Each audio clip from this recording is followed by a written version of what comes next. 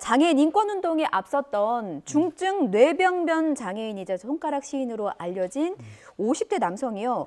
동성애 활동 지원사로부터 7개월에 걸쳐서 끔찍한 성폭력과 폭행을 당한 사건입니다. 이게 가해자한테 최종 선고가 내려졌고 징역 10개월.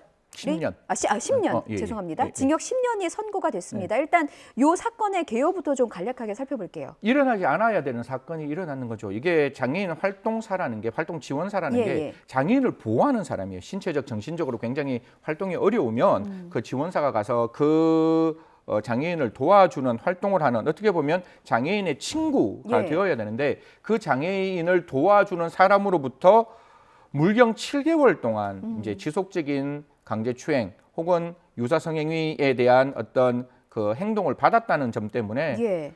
굉장히 좀 안타까운 일이죠. 이게 제가 좀 살펴보니까, 물론 이게 예외적으로 이게 소수의 입장이지만 활동 지원사에 대한 교육도 조금 더 강화돼야 되고 또 이렇게 장애인을 도와주는 사람이라면 물론 신뢰가 가장 중요하겠지만 그렇습니다. 좀 장애인을 보호할 수 있는 또 다른 어떤 그 CCTV 어떤 그런 것들이 좀 마련돼야 되지 않냐. 지금 이런 상황에서 제가 재판 과정도 저도 봤는데 예. 굉장히 어려운 과정이에요. 그 장애인이 증거를 모으기 위해서는 정말 어려운 과정이라서 좀 이런 부분들이 조금 더 보완돼야 되지 않을까 생각합니다. 검찰은 14년을 구형했는데 이제 재판부는 10년을 선고했단 말이죠. 근데 이게 혹시 장애인을 대상으로 한 성범죄가 더 엄하게 처벌이 된 건지 아니면은 검찰이 구형한 것보다는 좀 낮게 형량이 나와서요? 전 두 가지 먼저 말씀을 예. 드릴게요. 우리나라의 이제 성폭력 특별법에 보면 장애인에 대한 가중처벌이 되어 있는데, 그게 장애인에 대해서 강간을 하면 가중처벌해요. 장애인에 대해서 유사성행위하면 가중처벌하고, 장애인에 대해서 강제추행해도 가중처벌하는데 이게 단계가 조금 내려와서 사실 위계 또는 위력, 지금 같은 경우에는 예. 한거가 불가능한 폭행 협박을 쓴 게 아니기 때문에 위계와 위력으로 가면 이게 무엇이 빠지는가 하면 간음과 강제추행은 들어가는데 유사성행위가 빠져 있어요. 그러니까 지금 같은 경우에 분명히 피해자는 그런 유사성행위에 대한 피해를 입었음에도 불구하고 기소된 범죄 안에 보면 이게 그냥 강제추행으로 포함될 수 있기 때문에 일단 법을 바꿔야 된다. 예. 그래서 위계 위력에 의한 간음, 위계 위력에 의한 강제추행 그리고 그 사이에 비어 있는 위계 위력에 의한 유사 성행위가 처벌될 수 있도록 만들어야 할 뿐만 아니라, 이게 강제추행이라 할지도 1년 이상의 징역이에요. 1년 이상의 징역이면 1년에서 30년까지 가능하거든요. 예. 근데 지금 강제추행이 한 번만 있었는 게 아니고 우리 법원에서도 강제추행의 정도가 매우 심각하다 이런 말이 나와요. 그러니까 가볍지 아니하다 이런 말이 나오면 예. 한 번이 아니라 두 번, 세 번 이렇게 가면 우리나라 형법은 가장 중한 형기의 2분의 1을 가중하거든요. 예. 그러면 아까 30년에 2분의 1을 가중하면 45년이잖아요.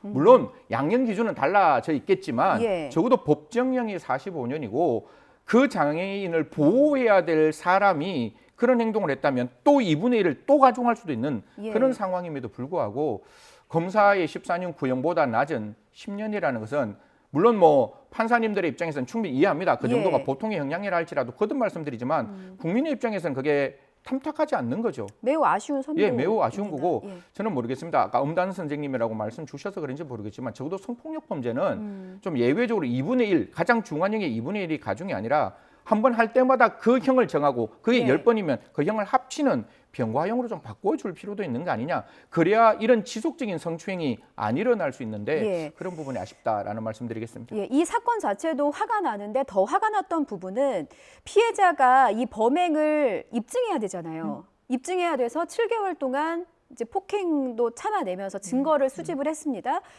근데 사실 이게 성폭력 범죄에서 이 피해자가 법정에 가서 증언한다는 게 쉬운 게 아니잖아요. 그런데 이 피해자는 법정에 가서 증언을 해야만 했던 상황입니다. 상황인 거죠. 그렇죠.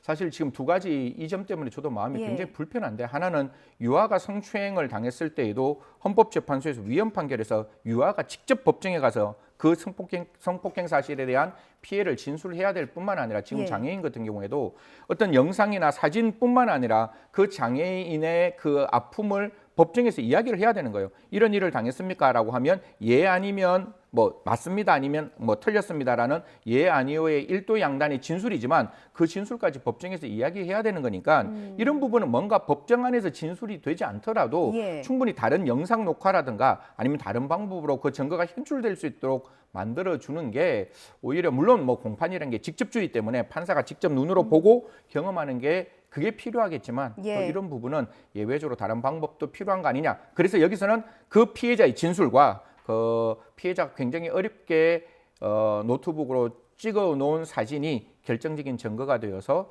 유죄 판결을 받았습니다.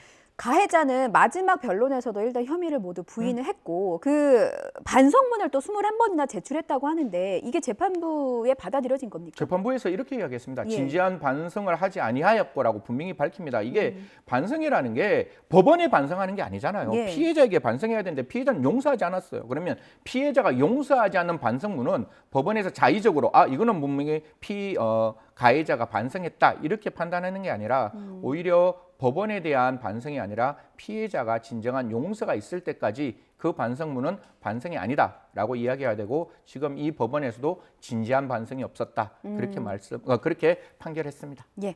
자, 피해자가 장애인을 대상으로 한 이런 범죄가 더 이상 일어나지 않기를 바라는 마음으로 어려운 걸음을 해서 재판장에서 직접 증언까지 했는데요. 다시는 이런 일이 없도록 저희가 예. 좀 이런 사건을 자주 다루면서 법적으로 좀 개선될 수 있도록 좀 해야겠습니다. 네. 여기까지 들을게요. 잘 들었습니다.